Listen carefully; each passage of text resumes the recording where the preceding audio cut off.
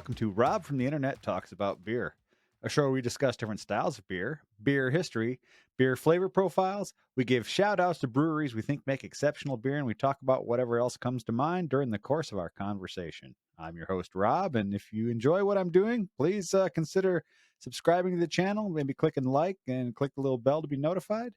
Joining me today is my friend Brian Alberts. Brian, for people who haven't seen your previous episode, please tell me a little bit about yourself, how you got into the world of beer and what you do when you're not talking to people like me about beer.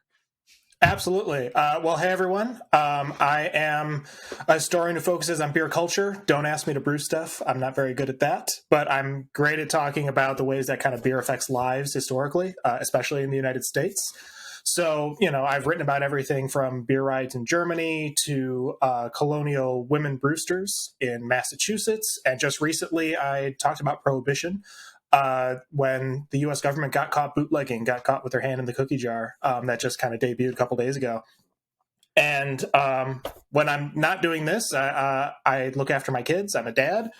And I also just, I'm living that wonderful Pacific Northwest life in Washington State. It's a great time. It's, always a thrill to be driving down the road and all of a sudden you get this beautiful mountain view of Mount Rainier and things like that. So just doing what I can.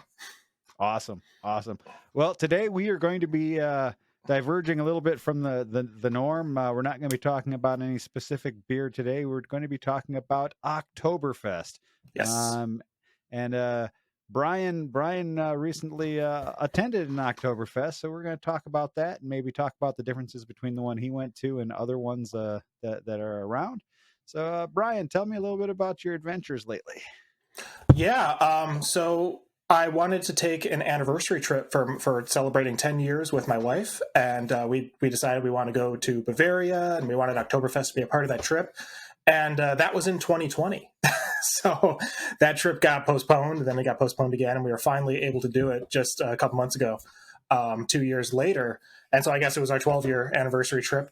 And but we got to go to the Oktoberfest in Munich. It was my first time going, so it was a fantastic treat.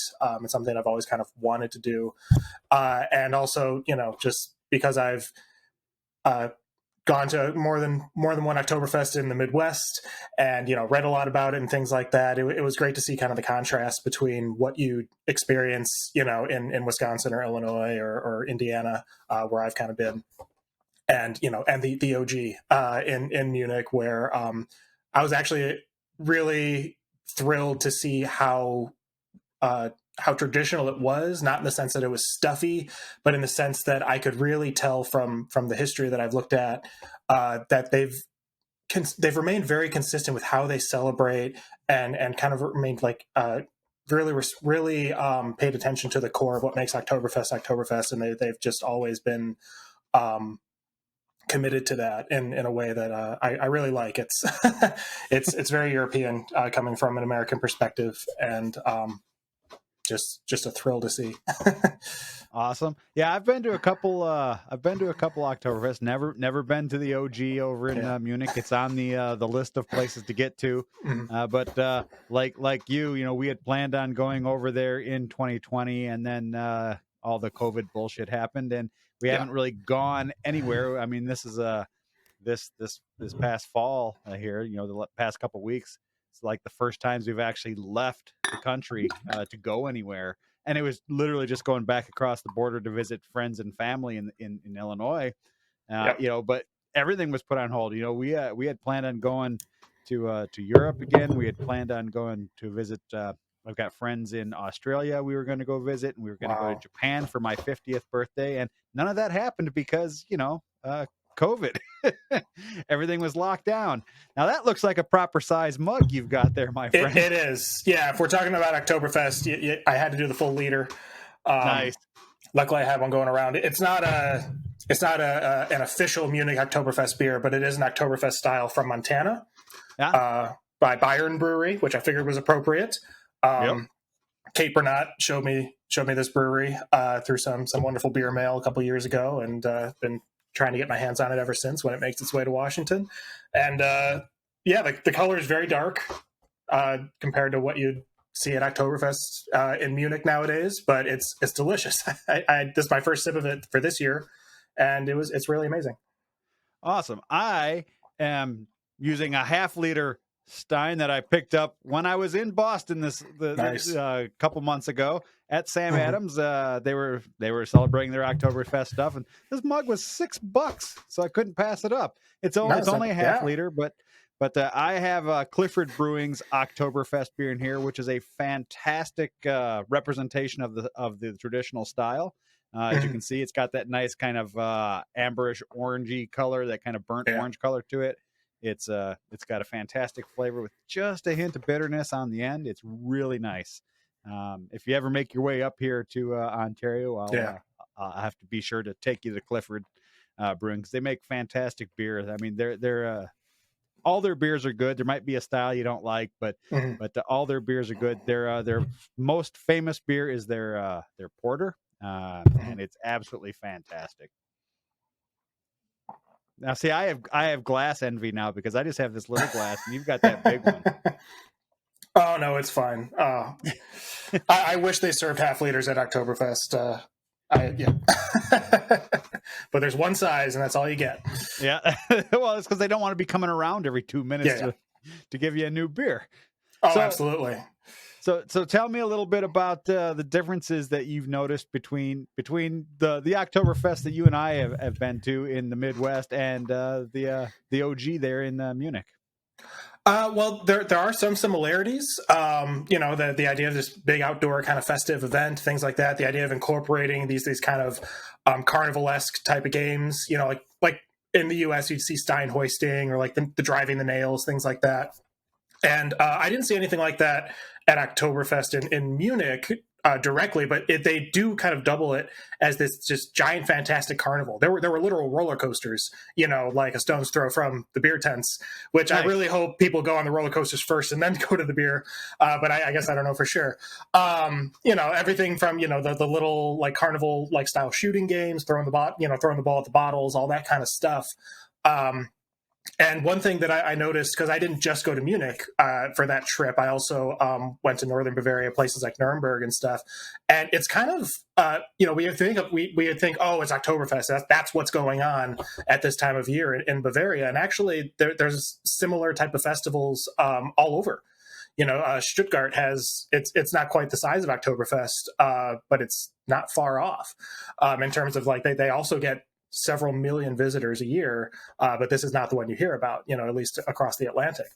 Right. I was in Nuremberg, and they had like three going on simultaneously, or very close proximity. There was like the old town festival. I think it was called the Altstadtfest. There was like a Herbstfest, like fall festival. I think I saw like the German version of a Renaissance fair going on. Like it's just festival season. Yeah. And in those places, they'll have a very similar type of dynamic too, where you can definitely go and get beers. Maybe not the giant, thousands of people tents, but they have like the beer garden culture going on right next to carnival games, right next to roller coasters. And it's just it's not just like, oh, Oktoberfest is this like special thing that's only done in one place. Like the kind of fall festival festive culture is and all over Bavaria at that time, and it was quite a thrill to see. Yeah, I mean, so I've been told, I've yet to experience, but I've been told that just about an hour away from me is the largest Oktoberfest in the world outside of Munich. I live in a town called Brantford, Ontario, Yeah. and there is a town called Kitchener, which used to be called Berlin up until the 90s. They renamed to Kitchener for whatever reason, and apparently they have the second largest Oktoberfest in the world. I've yet to get there because, I don't know. Even though things have calmed down with the pandemic and everything, I'm Yeah. still a little gun shy of going and hanging out with like 10,000 other people, because you don't know who is and who Absolutely. isn't vaccinated and things like that. But maybe next year things will be a little calmer still, and I'll get my my butt over there and enjoy it. But I've been told it's very similar to the one in Munich in terms of scale and Mhm. presentation. I'd love to see the Ontario one. I haven't, although I've heard, like you said, that it's the biggest one that's not in Munich itself. I have been to Oktoberfest in Cincinnati, Ohio, which they really want to be the biggest Oktoberfest outside of Munich, but Ontario gets them. And I will say, I went to that pre-COVID, and everything, so that wasn't a concern at the time. It was a wonderful time. It was not the same. But I mean, it was a different in style. I'm not trying to qualitatively evaluate, Right. but there was different in style between how it's done in Munich. It did have some of those carnival elements. It had a lot more, I guess I would say, more like state fair elements. Like there was lots of kitschy or novelty food that you could be eating, things like that. Whereas the food in Munich was a little more traditional. Another big difference is the beer. Americans are still. I'm not sure how it is in Canada. I'm not trying to speak for that, but in the U.S., there's still a lot of adherence to the Märzen as like the official or the real Oktoberfest beer style, and that hasn't been true in 40-ish at least years in Munich. It's been the Fest beer, that lighter golden colored, about 6%, closer like the Helles style and everything. Sorry, there's an alarm going off.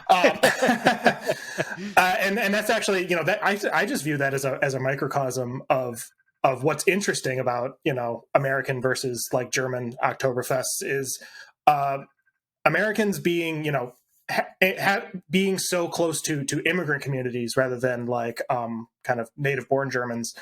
They had to kind of redefine German culture in a way that fit in with like the broader environment that it existed in.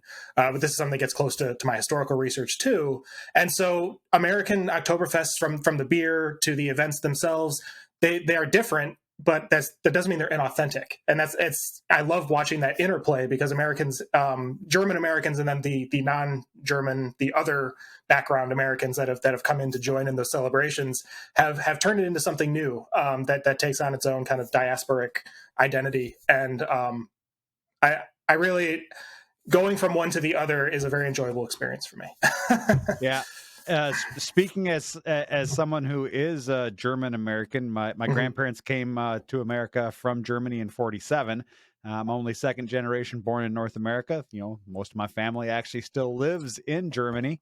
I can see where the things have diverged. Like looking at the way that Oktoberfests are handled in Europe.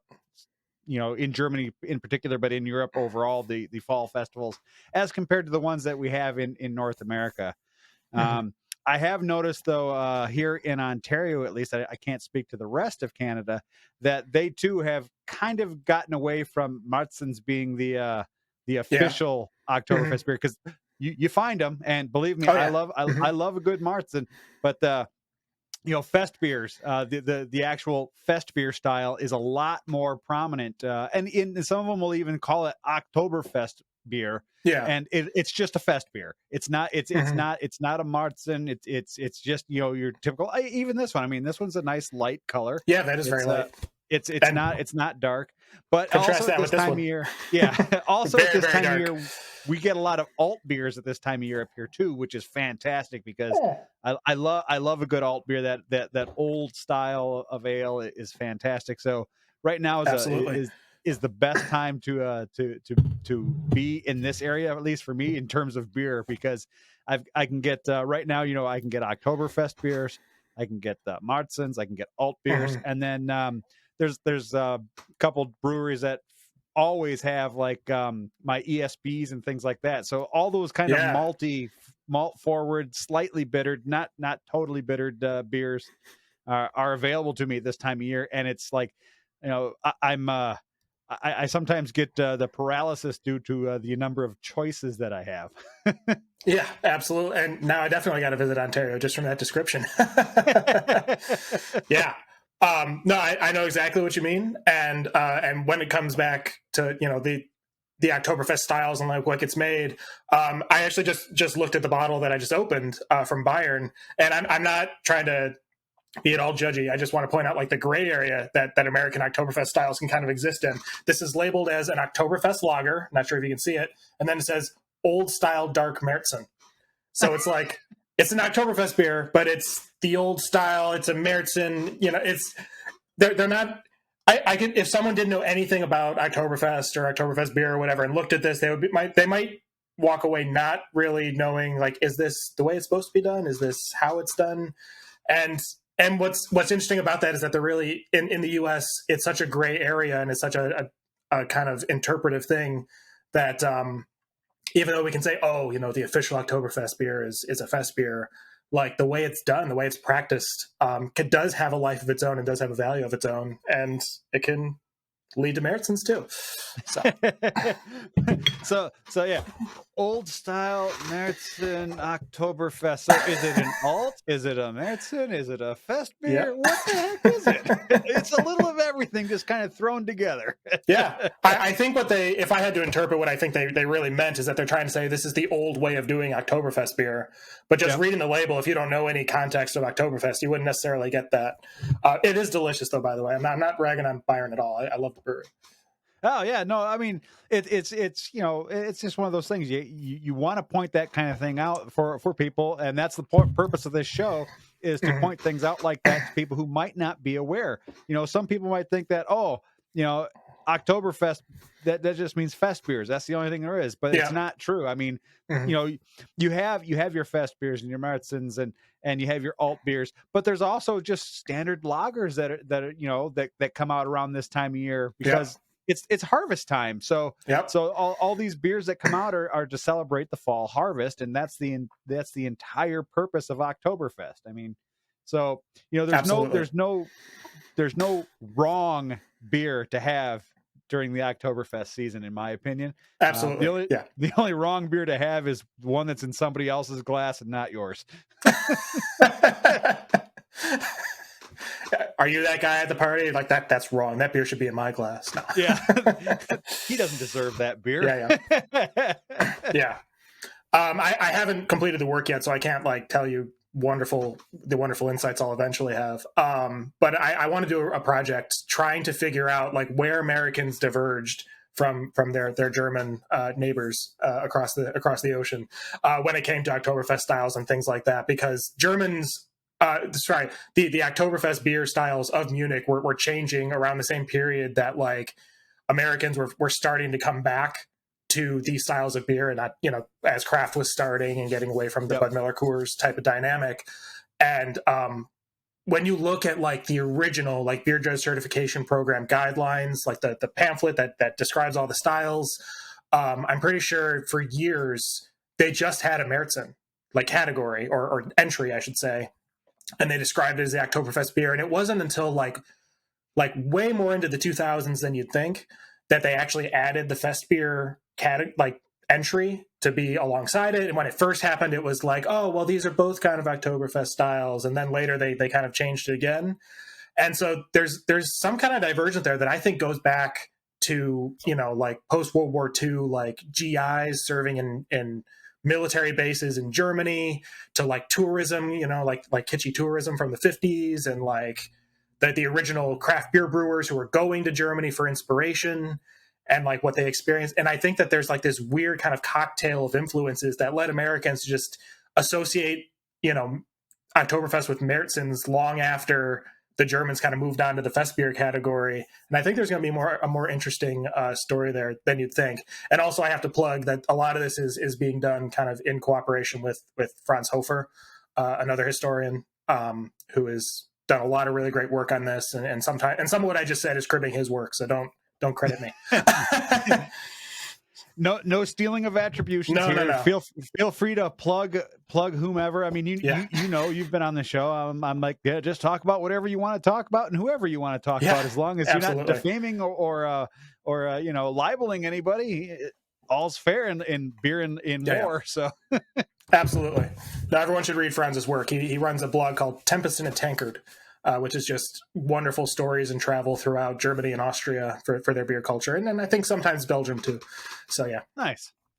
Yeah, I had the episode that's currently airing on my YouTube channel it was with a guy from Norway who's a beer historian as well, but he specializes in traditional Norwegian styles of beer, Hmm. which is absolutely fascinating because like there's a style of beer called Kornel that I'm going to try brewing on my system that you don't boil the wort At all? at all. You bring it up to you bring it up to a temperature to kill off any bad bugs or whatever, but you don't actually boil it. You just it's I guess it's like I guess it'd be Hmm. like lightly pasteurizing Okay. before you ferment it. It's yeah, it's really interesting. It's an old style of beer that's been around for a long time, but it's only brewed in a certain region in Norway. And I happened to come across it. It was funny. I happened to come across Wow. the an article about it like 2 weeks before I had this guy on my show, and I was like, wow, that's serendipitous. You're talking about Lars, right? Yeah, Lars. Yeah. Yeah. No, his work is fantastic. And wow, I wasn't even familiar with that myself. That sounds really great. Although it does seem to me like, isn't something either like, isn't kind of a binary, like it's either pasteurized or not? Like if anything Yeah, well, survives. I don't know what the proper term would be. I'm just, Okay. Okay. because I am not a scientist. I'm just a basic home brewer and a guy who likes to drink beer. Yeah. Yeah. No, I know exactly what you mean. I don't produce anything. What I deal with is not beer. Most of the time it's old paper, and old paper tastes terrible. So you deal with paper cuts and silverfish, right? yeah, exactly.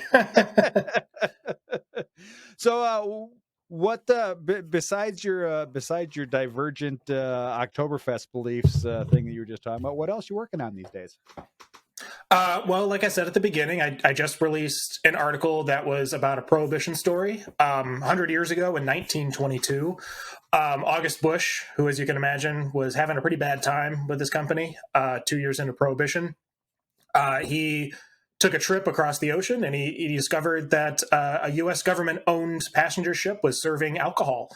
They had like 5 bars running on the ship, and as you can imagine, he was a little upset.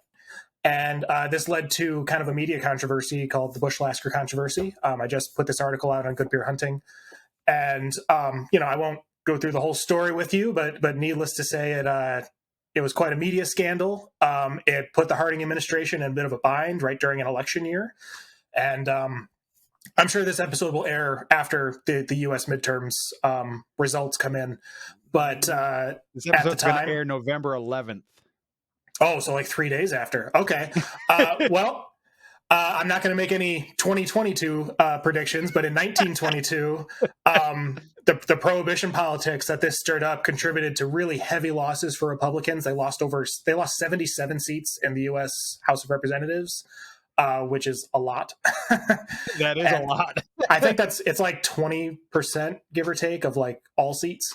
And yeah, and so I kind of think this story shows a little bit when you get these like values driven, very contentious issues like prohibition or maybe certain other things that might be happening in the U.S. today, that this can lead to unexpected consequences at the ballot box and weird kind of political bedfellows and weird political twists that are hard to anticipate.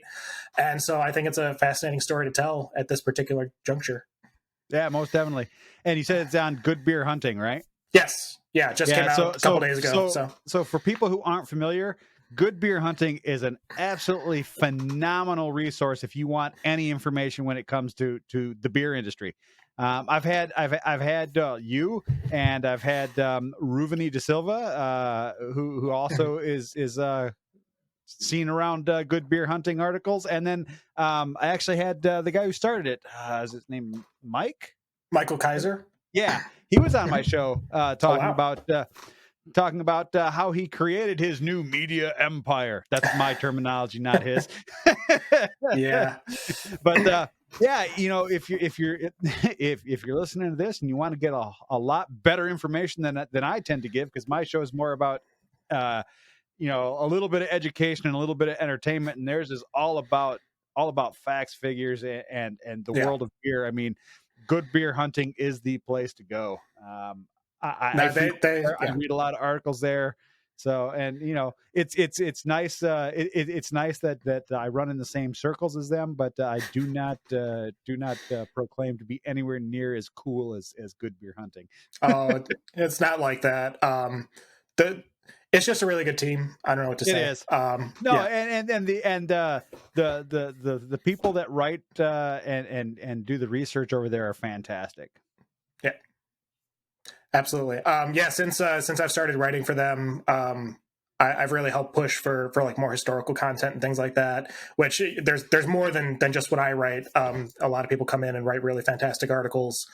Um, their source material series is where all that kind of gets like categorized in the site. So yeah, so many great historical anecdotes and also insightful stories and kind of lessons for the present, the future. I'm a really big fan of it because it just in the last couple of years it's kind of become a nice hub for quality beer history content, and that's just what I do. Sorry, that's what I'm going to plug. Yeah, no, But yeah, no, I highly most recommend it. definitely. I mean, it's a great hub for just beer content in general. Mhm. But it's great that you found a home there, because I mean, what you do is kind of a niche area in the beer world, but I think it's an area that needs to be explored. Yeah. Because what's the old saying? If you don't learn from history, you're doomed to repeat it. And Yep. if there's nobody out there documenting or researching what happened in the past, how are we going to move forward? Yeah. And if I can spend just 30 seconds soapboxing on this front, because Hey, you left me the opening. step up. Yeah. When it comes to like craft beer, I always like to joke just to myself that in the broader spectrum and umbrella of like alcohol in our society, craft beer is like a sliver of one slice of one layer of a cake. And so if you just focus on craft beer, you're missing so much more cake. And beer history is almost like a crumb of that slice. It's this niche within a niche a lot of the time. But at the same time, I like it so much because beer is a way to talk about so many other things. Like I don't write, the history of a brewery, oh, it was founded in 18 whatever and it, expanded to a new city in 19 whatever. That stuff has its place and it's in educational to a point. But I talk about beer as a way to talk about other things. A way to talk about, broader politics, a way to talk about rights, a way to talk about the various glues that keep society together. And so, I use beer as kind of the unifying denominator for all the different topics that I tackle or whatever, but I'm never just talking about beer. And it would be silly to think that beer history is just beer, because it Yeah. always expands into something else. No, you're 100% right. I mean, you focus on a lot of the stuff that has a basis in societal issues. Yep. It just so happens it involves beer as well. Yeah, absolutely. I think beer is the way in, and I don't just do that because like that's not like some pandering thing. Like, oh, I don't think people will read this unless I give them something neat to talk. Like that's where I like to enter into these topics. I think beer is the way in for me, and it leads to really really interesting stuff. I don't know what to say. Yeah, no, and your work is interesting. I know a lot of people are like, oh, beer history, who cares? But I mean, if people actually start digging into some of the facets of it, it's really fascinating the way that beer and alcohol in general have helped shape the society that we live in the Yeah. world. I mean, it's amazing the twists and turns and the advancements and the controversies that have all happened Yeah. around alcohol. It's Absolutely. weird. No, it absolutely is. I think it's always shocking that I'll write kind of a beer history article and literal beer is just a tiny aspect of it. Yeah. Even if I'm talking constantly about people and things and forces that are in beer's orbit. But yeah, no, absolutely. And that's actually, that's why I wanted to make sure this poster was behind me for this talk, is like this was based on Take Care to Root, which is a series that I wrote about a year ago in collaboration with Jamal Lemon and Mike Stein and Pete Jones. That was on Good Beer Hunting. It also kind of turned into a collaboration beer in Charleston, South Carolina. And it was just the story revolved around a festival that had beer in it, but what we ended up talking about was, the unfortunate failures of the Reconstruction era in United States history, and all the ramifications for equality and Black rights and basically everything that's happened Things since that are still an issue 1877. today. Yeah, exactly. And it was amazing to me helping Jamal, who spearheaded the project. But it was amazing to watching him interact with the various community members who in Charleston that he knew, and as he was like kind of bringing this collaboration beer and this article series to them, and it was amazing how much it resonated with them. When all we really did was dig up 170-year-old documents about a party that no one alive was ever at. Yeah. But it was amazing how many people could read about that and find something of themselves in it. And that was probably one of the most successful attempts at that I've done. But that's what I'm trying to do with every article, That's awesome. with every project, right? Is I want people to find something of themselves in what they're reading, and I think once in a while it succeeds. Hopefully more than once. It's probably more than once in a while. You probably have a pretty good track record. I mean, it's one of those things, like I'm the same way. You kind of self-deprecate yourself because you don't want to seem like you're tooting your own horn, but you're probably a lot more successful than you think you are, Brian. Well, thank you. I appreciate that. I will never, ever agree with you. Yeah, well, I'm the same way. I'm like, I just have this tiny little YouTube channel. It's no big deal. But for people that it helps, it is a big deal. And for people that are looking for the information, it is a big deal. So, we might think that what we do is just a tiny little piece, but that tiny little piece could be a big piece for somebody else. I suppose you're right. And to be clear, that's why I wanted to come back too, is because I really do appreciate what you're doing with this series. And I had a great time the first time, so I wanted to come back for sure. Awesome. Well, I appreciate it. Well, Brian, we are at the 31-minute mark. And as I told you before we got on camera, I'm trying to keep my episodes to about 30 minutes. So this is the part of the show where I say, hey, this is the end of the show. If you've enjoyed this show, please show me a little love. Like this video. For those who don't know, I'm actually going to be launching the show also as a podcast. So all my previous episodes will be available as audio only, coming soonish. Brian, if people want to get in touch with you, or they want to follow you or read your articles, where can they find you out on the interwebs? Yeah, I have a website, brewedculture.org, just like it sounds, no underscores or hyphens or anything like that. I'm also pretty active on Twitter, at brewedculture again. And I don't really like to do Instagram too much, but I'm technically there as well. So yeah, I'm the same way. I have an Instagram account, and it's very neglected. Yeah, absolutely. Awesome. Well, Brian, it's been fantastic having you on the show again. Until thanks next for having time, me. I'm Rob from the internet. Cheers. Cheers.